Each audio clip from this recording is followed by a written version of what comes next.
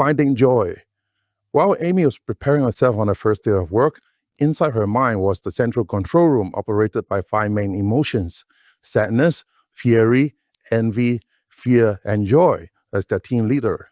After some time, while Sadness was busy helping Amy adjusting to her working environment, she couldn't help but notice something was off about Joy. She didn't seem to be working at all. All she did was to give her teammates a few hollow optimistic speech such as, "Nothing is impossible," and "Everything will be alright in the end." Fear was in charge of handling the main task as he was considered to be the most meticulous and logical of all the main emotions.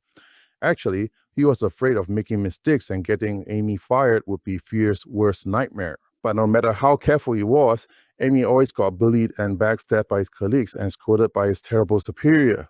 There were times where Fury almost made Amy punch her boss and whoever mistreated her as revenge, but fortunately his colleagues restrained him in time.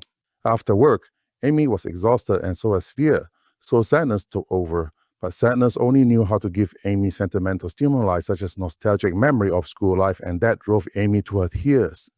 Envy also helped out as well. She gave Amy desires for a bigger house, beautiful clothes, and meals at the finest restaurants in the world. Envy was in charge of Amy's financial decisions and had caused her to accumulate quite an amount of credit card debt, an amount which was enough to cause Fear to faint. As Amy's job became more and more monotonous and repetitive, Sadness finally realized this Joy was a different person. The Joy she knew would never stand such a situation. She would help Amy to make new friends and try new things. The Joy in front of her did absolutely none of that, and sometimes she hid herself at the corner playing video games. Sadness suddenly sprayed water at Joy. The disguise wore off and she finally showed her true colors. She turned out to be Loneliness, Joy's twin sister. Loneliness claimed to be the one who kidnapped Joy out of hatred for her. Indeed, Joy was the one who signed Loneliness to the back rooms to fill in all the paperwork so she would not have the chance to create a nuisance for her. And somehow, Loneliness got out.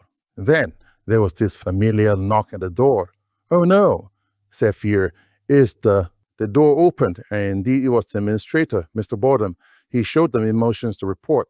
The report showed that Amy was not getting enough energy lately due to her diet mainly consists of instant noodles, junk food, and alcohol. And she always had the trouble sleeping.